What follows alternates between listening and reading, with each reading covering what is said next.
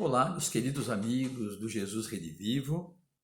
Estamos aqui mais uma vez, para contar mais um caso de Chico Xavier, que, como sempre lembramos, para nós é um exemplo de amor e de dedicação. Gostaríamos também de pedir aos amigos, para que se inscreva aí no YouTube, no Instagram, no site aí do jesusredivivo.com e se puder lá também no sininho, por gentileza, para que nós possamos, de uma forma mais tranquila, continuarmos aí o nosso trabalho. E hoje, mais uma vez, gostaríamos de contar um caso que com certeza é conhecido de muita gente, mas sem dúvida nenhuma relembrar o que passou o nosso Chico para que ele nos trouxesse essa grande obra, essa grandiosa obra do mundo espiritual, sem dúvida alguma, é maravilhoso, E hoje nós vamos falar alguma coisinha desse livro, Parnaso de Além Túmulo, pelo qual ele passa por uma situação que deixa para nós um grande exemplo de fé, de renúncia e dignidade. Antes, porém, nós gostaríamos de lembrar que no ano de 1927, uma das irmãs do Chico Xavier, ela ficou doente, um problema de obsessão. E nesse problema obsessivo, ela delirava bastante, arregalava os olhos, se contorcia, suava frio, urrava impropérios e a família fica, sem dúvida alguma, preocupada. Imagine o senhor João Cândido, vendedor de bilhetes, Chico Xavier, ao qual havia prometido que cuidaria de todos os irmãos. Eles levaram aos médicos, que nenhum conseguiu resolver. E o senhor João Cândido ficou sabendo que numa cidade vizinha tinha um casal, José Hermínio Perácio, a dona Carmen, que eram espíritas e que através de passes e de rezas tinha o dom de curar as pessoas. Gostaríamos de lembrar também que Pedro Leopoldo, nessa época de 1927, era uma cidade praticamente católica. Eles eram católicos, fervorosos, frequentadores da igreja, dirigida pelo padre Sebastião Scarzello. Mas nesse momento, João Cândido ele não tem dúvida. Ele passa pela autoridade do padre e busca o casal, convida o casal para ajudar a filha. E qual não é a surpresa que depois de algumas rezas, de passes, de águas fluidificadas, a moça fica boa. Ela se recupera, Chico Xavier fica felicíssimo, E o casal dá de presente a Chico Xavier, olha o plano espiritual agindo, dois grandiosos livros que nós conhecemos, que é o Evangelho segundo o Espiritismo e o Livro dos Espíritos. E ali, Chico Xavier fica conhecendo a palavra mediunidade. O que é mediunidade? Mediunidade é estar no meio e que serve de intermediário do mundo espiritual ao mundo material. E muitos daqueles que nos antecederam além túmulo, muitos que desencarnaram, como nós sabemos, não se encontrando ainda, muitas vezes se aproxima deste ou daquele para gerar uma certa perturbação, um certo incômodo, uma certa obsessão, que muitas pessoas frequentando uma casa espírita, gente, ou também um templo espiritual, uma igreja, que os padres, os pastores, os dirigentes da casa espírita em oração com o Evangelho de Jesus, conseguem afastá-los, conseguem inclusive ajudá-los e favorecê-los para que eles se encontrem e retornem ao mundo espiritual, onde serão ajudados, amparados, através de hospitais aos quais nós já ouvimos muito falar. Pois bem, Naquela mesma semana, Chico Xavier vai até a igreja e se despede do padre Sebastião Scarzelo, ao qual ele tem um grande carinho, um grande respeito pelaquela pessoa. Veja, ele não vira as costas. Ai, não vou mais. Não. Até aquele momento, o padre tinha servido a família. Até aquele momento, eles recebiam os préstimos da igreja através do padre. E ele é muito reconhecido.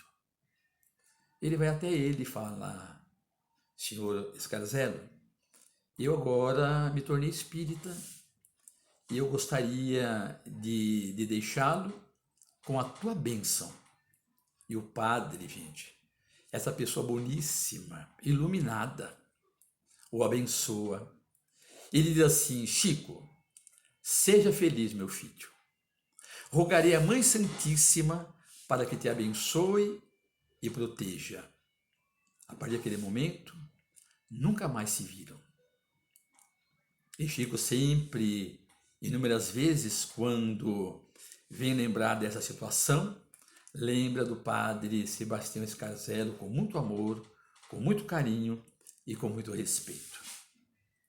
Pois bem, no ano de 1932, chegou às livrarias essa grandiosa obra, Parnaso de Além Túmulo, uma coletânea de poemas de 59, com muitos poetas portugueses e brasileiros.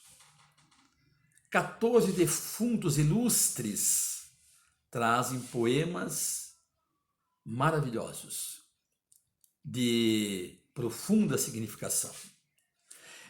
Essa obra, publicada pela Federação Espírita Brasileira, rapidamente ela se torna assim alguma coisa inusitada.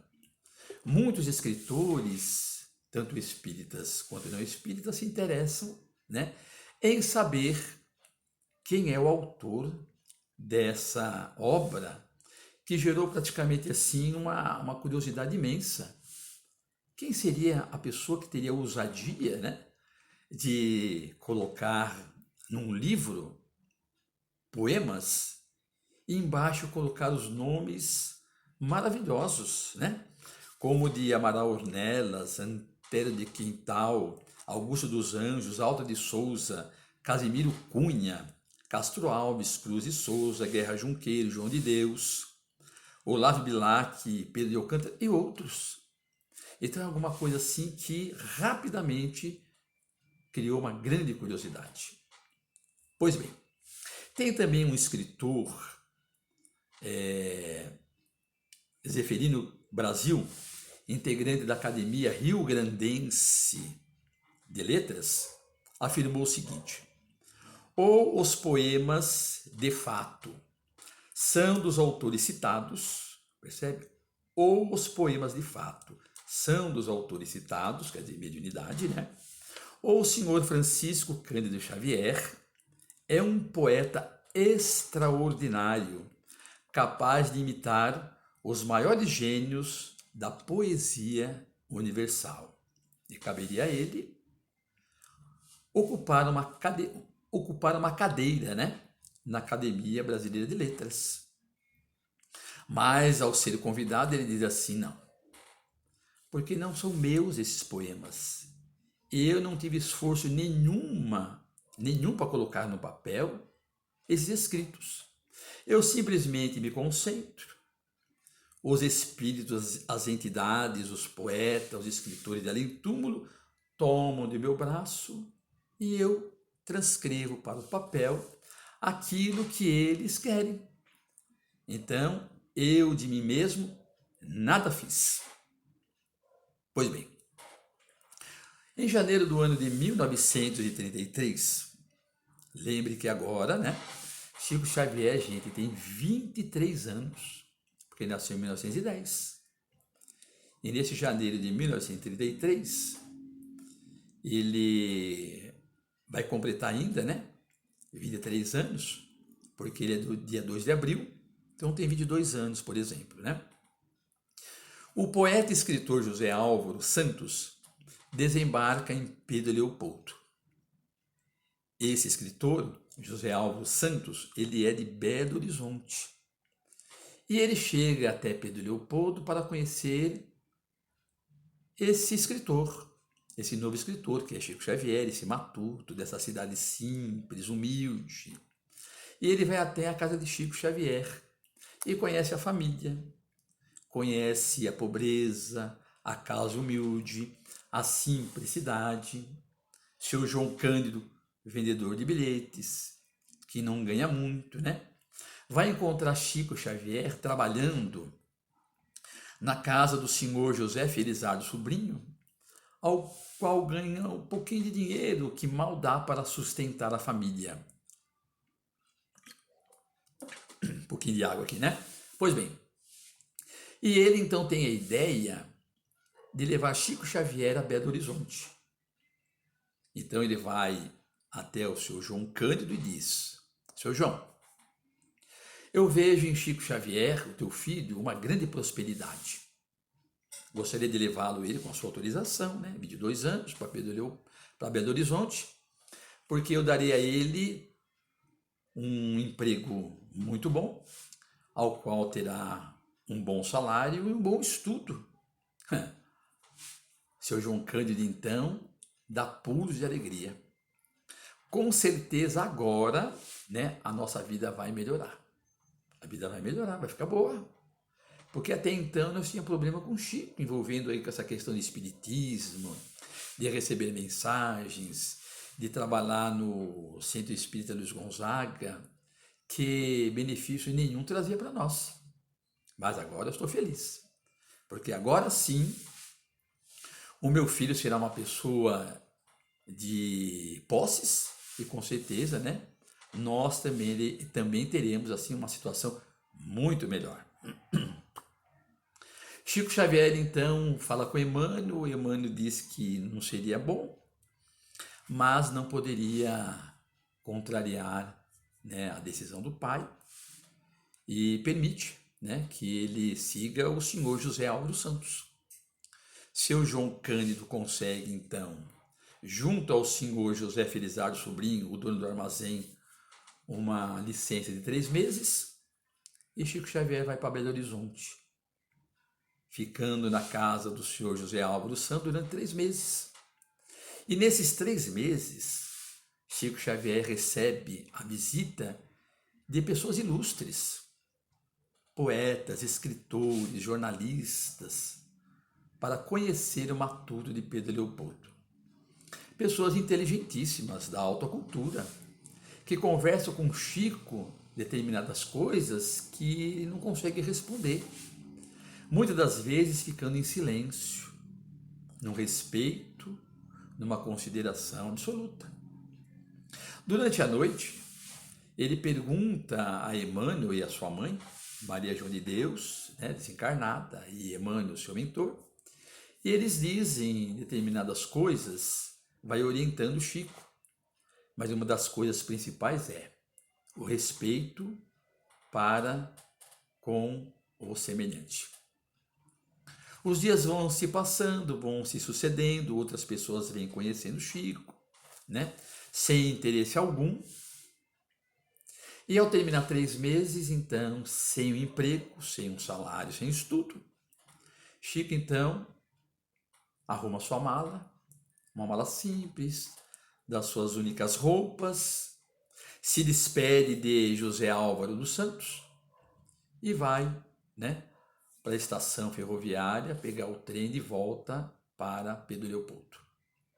Ele compra o bilhete, fica lá triste, né, aguardando o trem chegar e lembrando da família que naqueles 3 meses, diante das dificuldades, porque ele não estava trabalhando, não estava ajudando em casa, como eles estavam passando.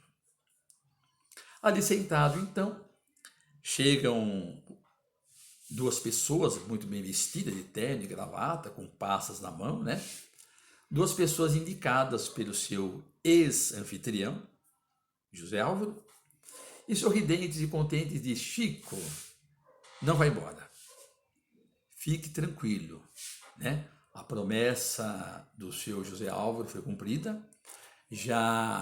O senhor já está empregado, já arrumamos um bom emprego para o senhor, um bom salário, um bom lugar para o senhor estudar. A sua família não está abandonada. Chico Xavier lembrou, né, da luta do pai com a venda de bilhetes, da pobreza dos irmãos, que ele poderia, com certeza, com os recursos, com dinheiro, ajudá-los todos. Aí ele pegou e foi acompanhando, né, aquelas duas pessoas que, olhando para ele, disse: Chico, só que tem só uma coisa. E Chico Xavier perguntou: e o que é? Olha, nós já preparamos 2 lugares para você palestrar. Eu palestrar? Mas para quê? Então, nesses 2 lugares, nós convidamos inúmeras pessoas. E nesses 2 lugares, você tem que dizer que Parnaso de Além Túmulo, esse livro é de sua autoria e não dos espíritos, Chico. Chico, os espíritos não existem. Eles não têm esse poder de comunicar com as pessoas. Você imita. Olha que maravilha, Chico.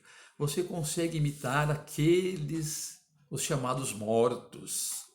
E nós estamos interessados, né, nesses livros que com certeza outros virão. E Chico fala assim: eu não posso mentir para mim mesmo. A minha mãe tem me acompanhado e é real. Emmanuel, meu mentor, e outros tantos que escreveram pelas minhas mãos, são real. Eu não tenho como mentir para mim mesmo, me desculpem. E eles, mais uma vez, dão uma investida, sabe, Chico? Olha, você já viu falar de um pássaro sofrer? Ele humildemente responde: não, eu nunca ouvi. Então, Chico, o pássaro sofrer é um pássaro que tem o dom de imitar outros tantos pássaros. E você é um daqueles que consegue imitar outros tantos poetas. E ele falou assim: mesmo assim, eu não posso negar, porque não é assim que acontece. Eu não estou imitando ninguém.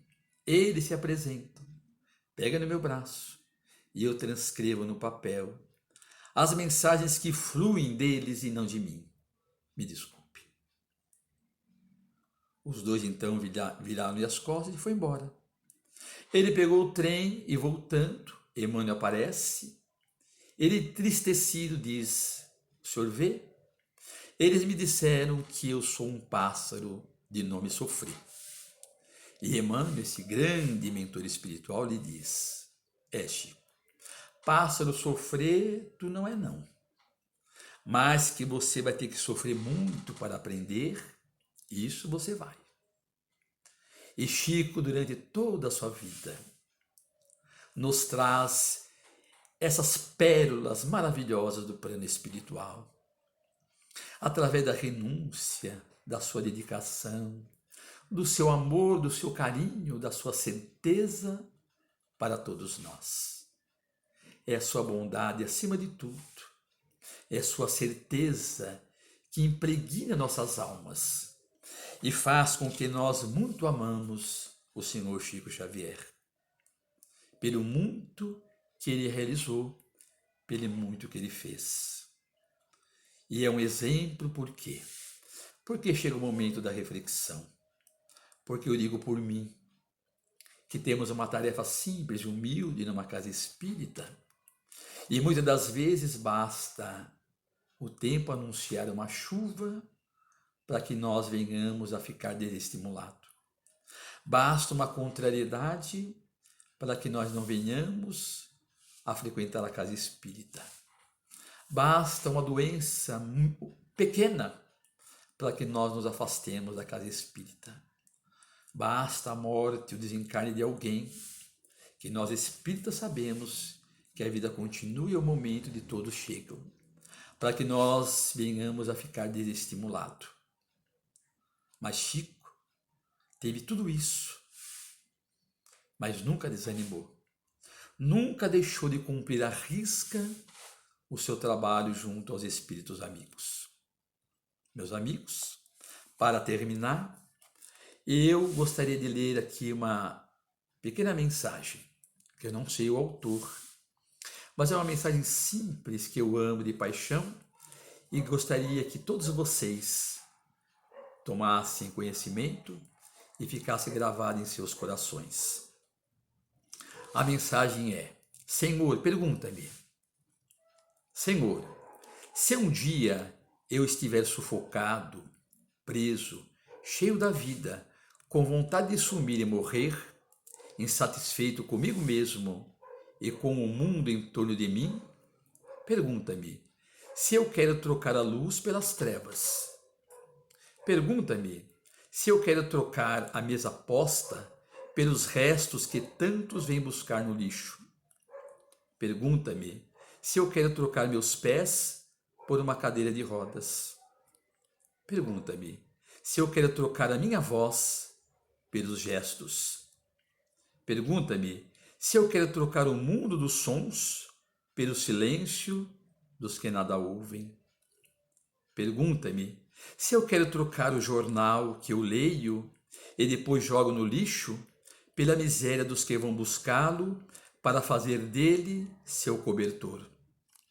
Pergunta-me se eu quero trocar minha saúde pelas enfermidades de tanta gente.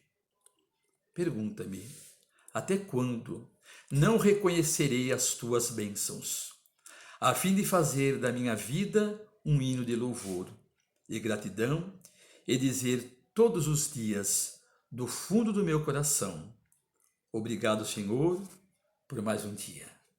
Obrigado a vocês pela paciência, pelo carinho de sempre, e se puderem, façam aí a sua inscrição no Instagram, no Facebook, no YouTube, e desde já o meu agradecimento, e fiquem todos na paz de Deus.